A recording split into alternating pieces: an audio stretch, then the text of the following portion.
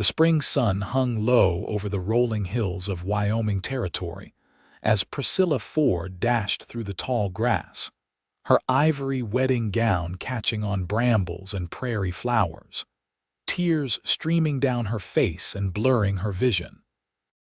Behind her, the sounds of her own wedding celebration faded, the fiddle music, the laughter, the clinking of glasses all growing distant as she fled from the life she'd nearly been forced to accept.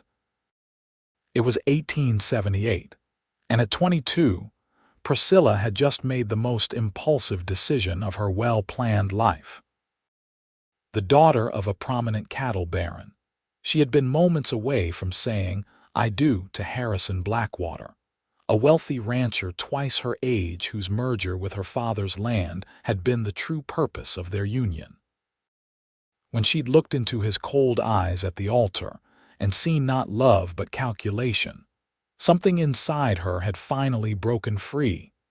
Evan Parker watched from the edge of the celebration as the bride disappeared into the wilderness. Unlike the other guests who gaped in shock or hurried to comfort the embarrassed groom, Evan's eyes followed only Priscilla's flight. He had worked as a ranch hand on the neighboring property for 3 years, crossing paths with Priscilla at cattle drives and town socials. They had exchanged glances, but rarely words. A cowboy had no business conversing with the daughter of Franklin Ford. "She's headed toward Cottonwood Creek," he muttered to himself, noting the direction of the trampled grass. Without thinking, Evan slipped away from the commotion, untied his sorrel mare from the hitching post, and swung into the saddle. The tracks weren't difficult to follow. The white dress had left a trail of broken stems and fabric threads caught on branches. Evan kept a respectful distance, not wanting to frighten her. After nearly a mile, he found her collapsed beneath a cottonwood tree, her elaborate hairstyle coming undone, pins scattered in the grass around her. "Miss Ford," he called softly, dismounting and approaching slowly. "Are you hurt?" Priscilla's head snapped up, her reddened eyes wide with fear before recognition dawned. "Mr. Parker," she said, hastily trying to compose herself. "Have they sent you to bring me back?" Evan shook his head. "Nobody sent me. I saw you leave and—" He paused, suddenly uncertain of his own motivations. "I was worried about you, is all. These hills ain't safe for someone alone and unfamiliar with them." "I couldn't do it," she blurted out, fresh tears threatening. "I couldn't marry that man. My father will never forgive me, but I couldn't spend my life as nothing more than a business arrangement." Evan nodded, keeping a respectful distance as he sat on a nearby rock. "I reckon some things are worth risking everything for. What am I to do now?" Priscilla whispered, more to herself than to him. The reality of her situation was settling in. She had no money of her own, nowhere to go, and her father would surely disown her for the public humiliation she'd caused. "I'm headed north," Evan said after a long moment. "Up to Montana Territory. Got a cousin who staked a claim there, good land, he says, needs help building it up." He cleared his throat. "It's a new start. Could be one for you too if you wanted." Priscilla stared at him, stunned by the offer. "You barely know me, Mr. Parker." "I know enough," he replied. "I know you're brave enough to walk away from something that wasn't right, even with everyone watching. That says plenty about a person's character." His words hung in the air between them. The enormity of what he was suggesting and what she was considering made the world seem to pause around them. "What would people think?" she asked softly. "A young woman traveling with a man she's not married to." Evan reached into his saddlebag and pulled out a worn Bible. "My ma's," he explained. "We could be properly married by a preacher in the next town before heading north. It wouldn't be for love, not at first, but it would be a partnership of respect. I promise you that. And if I refuse, then I'll escort you wherever you wish to go, Miss Ford. To relatives, to a train station, wherever you feel safest. I won't leave you stranded." Priscilla studied him carefully. She had noticed Evan Parker before, his quiet competence at the cattle drives, the respectful way he removed his hat when greeting ladies in town, the fact that he could read when many cowboys couldn't. Unlike the other ranch hands, he never drank to excess or caused trouble. "Why would you do this for me?" she asked. Evan looked at her directly, his blue eyes honest. "Maybe I'm tired of watching good people get trapped in bad situations when there's another way. Maybe I believe we all deserve a chance at something better." A twig snapped in the distance and both their heads turned. Voices could be heard calling Priscilla's name. "They're searching for me," she said, panic rising in her voice. Evan stood and offered his hand. "We don't have much time to decide, Miss Ford." Priscilla looked at his outstretched hand, then back toward the voices drawing closer. In that moment, she saw two futures laid before her. Return to her father's control and face the humiliation and punishment that awaited, or take a leap of faith with this man she barely knew but somehow trusted. She placed her hand in his. "I'll go with you, Mr. Parker." They moved quickly after that. Evan helped her onto his horse, then mounted behind her. They rode hard away from the search party, keeping to wooded areas when possible. As the sun began to set, they reached a small trading post where Evan purchased a simple dress and coat for Priscilla to change into, allowing her to discard the wedding gown that made her so conspicuous. The following morning, they found a minister in a small mining town who agreed to marry them with minimal questions. The ceremony was brief, with only the minister's wife and a shopkeeper as witnesses. Priscilla wore her new calico dress, and Evan had shaved and donned his one good shirt. When they exchanged vows, she was surprised by the sincerity in his voice. "I promise to protect you and respect you all the days of my life," he added to the traditional words, his eyes holding hers. They began their journey northward immediately after, traveling by day and camping by night. Evan was unfailingly respectful, always ensuring Priscilla had privacy and comfort despite their limited means. At night, he slept outside the small tent he'd purchased for her. During those long days of travel, they began to learn about each other. Evan had grown up on a small farm in Ohio, the middle son of 5 children. He'd headed west at 18 after his parents died of influenza, working his way across the country on ranches and with cattle drives. He could read and write well, having been taught by his mother, who had once been a schoolteacher. Priscilla shared stories of her own upbringing, the boarding school back east, her mother's death when she was 14, and her father's increasing focus on expanding his cattle empire at all costs. "I never felt like a daughter to him," she admitted one evening as they sat by their campfire. "More like another asset to be managed and eventually traded." Evan nodded thoughtfully. "A lot of men out here forget what really matters in the pursuit of more land, more cattle, more money."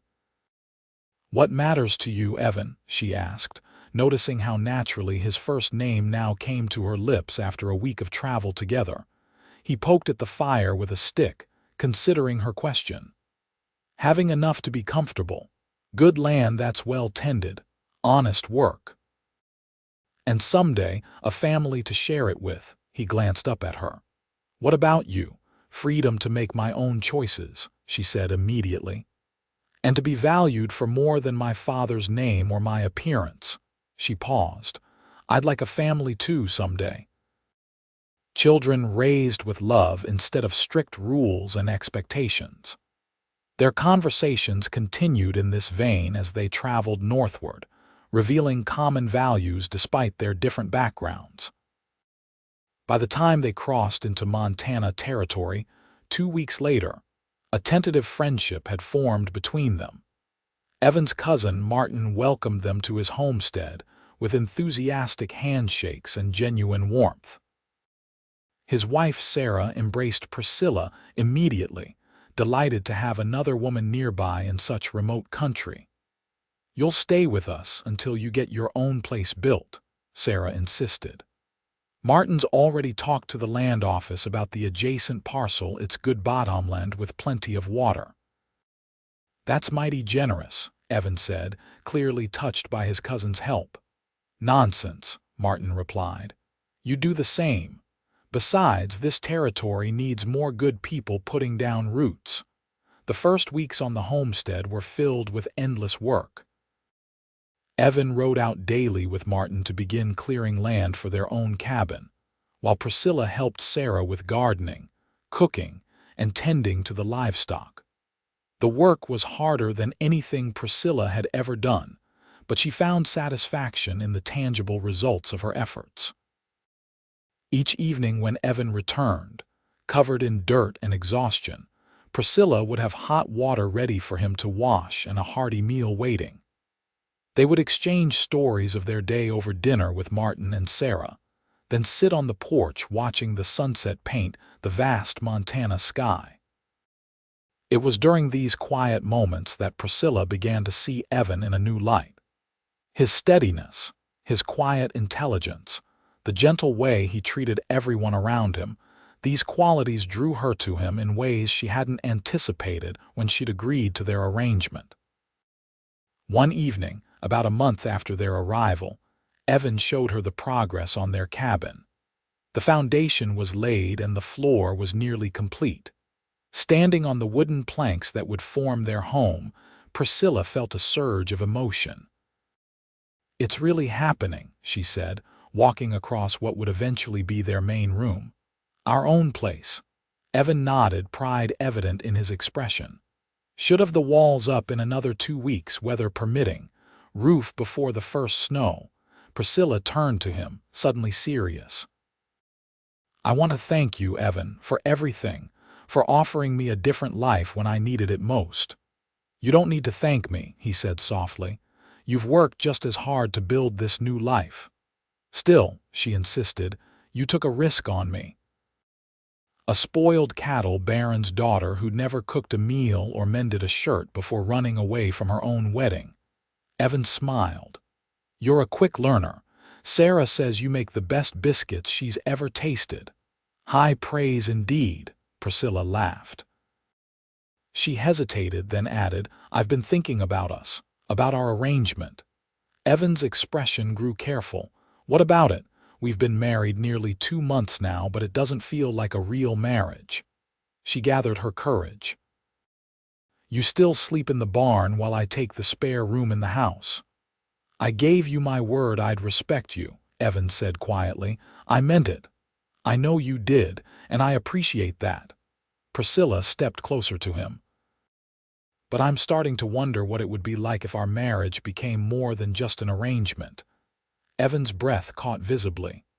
"Priscilla, I don't want you feeling obligated." "It's not obligation," she interrupted.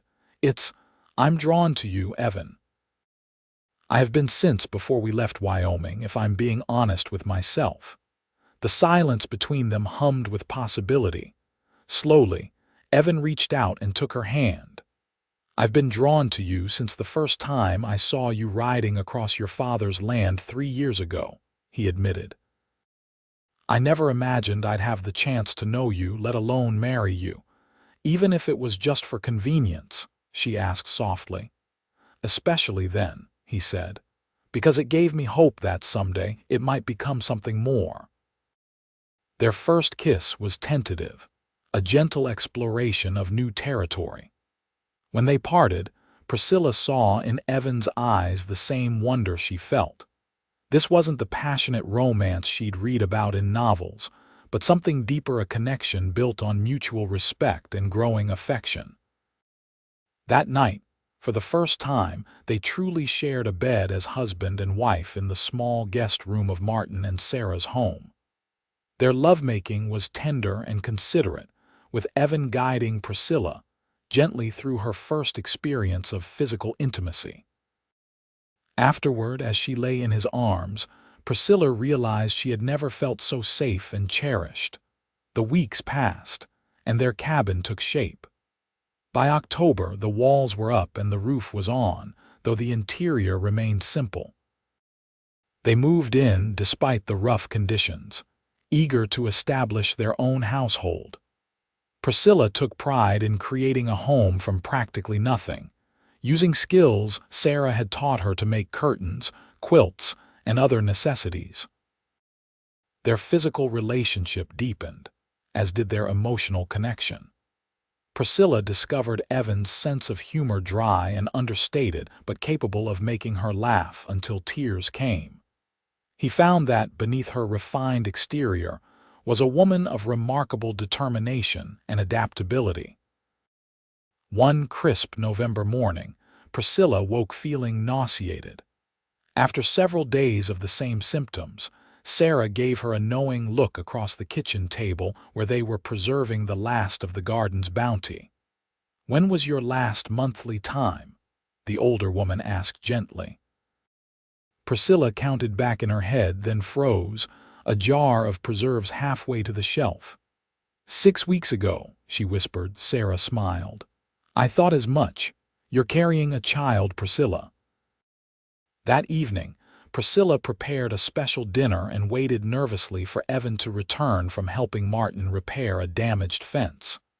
When he walked through the door, she barely gave him time to remove his coat before blurting out her news. "Evan, I'm with child." He stared at her, hat still in hand, expression shifting from surprise to wonder to pure joy. In 2 strides, he crossed the room and swept her into his arms, lifting her feet off the floor in his excitement. "A baby," he breathed against her hair. "Our baby." That night, as they lay together in their bed, Evan placed his hand gently on Priscilla's still flat stomach. "I never thought I could be this happy," he confessed. "When I was working your father's land, watching you from a distance, I used to imagine what it would be like to court you properly. But I knew it was impossible. And now here we are," Priscilla said, covering his hand with her own. "It's strange how life works out, isn't it? If I hadn't run away that day." "I like to think we would have found each other somehow," Evan said. "Some things are just meant to be." Winter settled over the Montana Territory with a fierceness that Priscilla had never experienced. Snow piled high around their cabin, and temperatures dropped so low that ice formed on the inside of the windows. Yet inside, their home was warm and increasingly comfortable. Evan had built sturdy furniture, a table and chairs, a rocking chair for Priscilla, and a cradle for the coming baby. Christmas was a simple but joyous affair, celebrated with Martin and Sarah. They exchanged modest gifts. Priscilla had knitted Evan a scarf and gloves, while he surprised her with a small bookshelf he'd built in secret and filled with books ordered from a catalog. "For you to read to our child," he explained as she ran her fingers over the spines. "Every child should grow up with stories." As winter slowly released its grip and the first signs of spring appeared, Priscilla's body changed with her advancing pregnancy. Evan treated her with even more tenderness, insisting she rest while taking on additional chores himself. Their conversations often turned to their child's future and the kind of parents they hoped to be. "I want our children to know they're loved unconditionally," Priscilla said one evening as they sat by the fire. "Not for what they achieve or who they marry, but simply for who they are." Evan nodded in agreement. "And I want them to understand the value of hard work and honesty, to know that their word means something." The peaceful rhythm of their life was interrupted in late April when a rider from town brought a letter addressed to Priscilla. She recognized her father's handwriting immediately and felt her heart race as she broke the seal. "He wants to see me," she told Evan after reading the brief message. "He's in Helena on business and requests that I meet with him." Evan's expression grew concerned. "After all this time?" "What does he really want?" "He says he's ill," Priscilla replied, rereading the letter, "and that he wishes to reconcile before." She couldn't finish the sentence. "You want to see him?" Evan asked quietly. Priscilla considered the question. I think I need to, not for his sake, but for mine. And for our child's. She placed a hand on her swollen belly.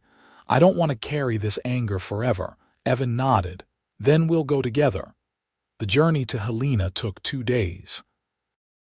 Evan insisted on hiring a proper wagon with good springs to make the trip as comfortable as possible for Priscilla in her condition.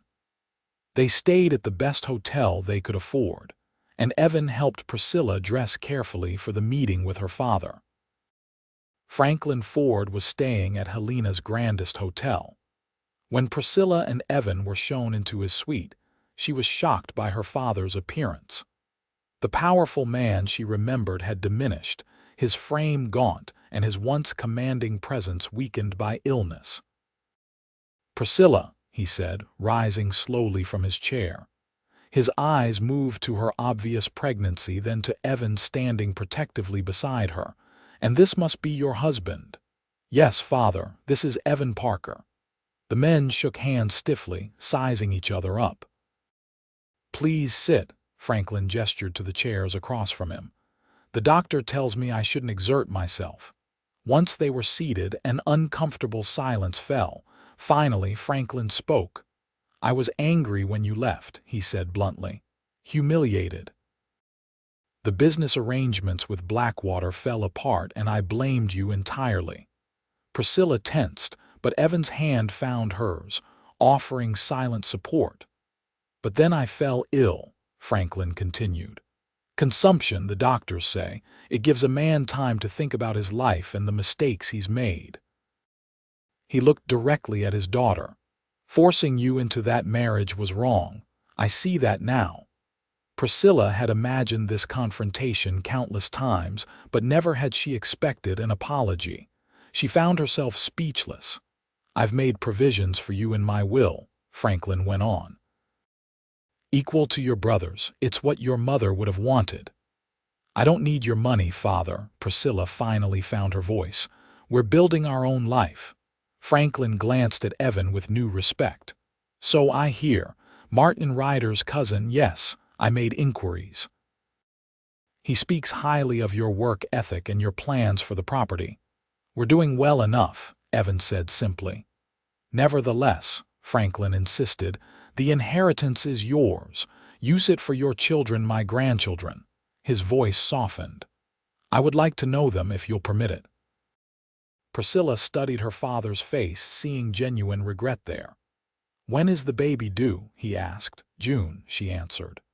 "The doctor thinks it might be twins." Franklin's eyebrows rose. "Twins run in your mother's family," he said, a hint of a smile touching his lips. She would have been overjoyed. They talked for nearly an hour, the conversation gradually becoming less strained. When it was time to leave, Franklin stood with difficulty. "I'm staying in Helena until the end of May," he said. "Perhaps you could visit again before I return to Wyoming." Priscilla nodded. "We'll try, father." As they left the hotel, Priscilla was quiet, processing the unexpected turn of events. "Are you all right?" Evan asked gently as he helped her into their wagon. "I think so," she said thoughtfully. "I never expected him to change." "People can surprise you," Evan replied, "especially when they are facing their own mortality." They did visit Franklin once more before he returned to Wyoming. The second meeting was easier, with fewer painful subjects and more focus on the future. Franklin even asked Evan detailed questions about their homestead and offered practical advice about cattle breeding that proved valuable. Priscilla gave birth to twin daughters in early June, Mary after Evan's mother and Elizabeth after Priscilla's. The delivery was difficult, but with Sarah's experienced help and Evan's constant support, both mother and babies emerged healthy. When Evan first held his daughters, his eyes filled with tears. "They're perfect," he whispered, touching each tiny face with reverent fingers, "just like their mother." Priscilla's heart swelled with love for this man, who had offered her an escape. and given her a life beyond anything she could have imagined on that desperate day when she'd fled her wedding. Franklin Ford made the journey to Montana in August to meet his granddaughters, bringing generous gifts and staying for 2 weeks. Though still weak from his illness, he seemed to gain strength from holding the babies and watching the life Priscilla and Evan had built together. Before leaving, he pulled Evan aside.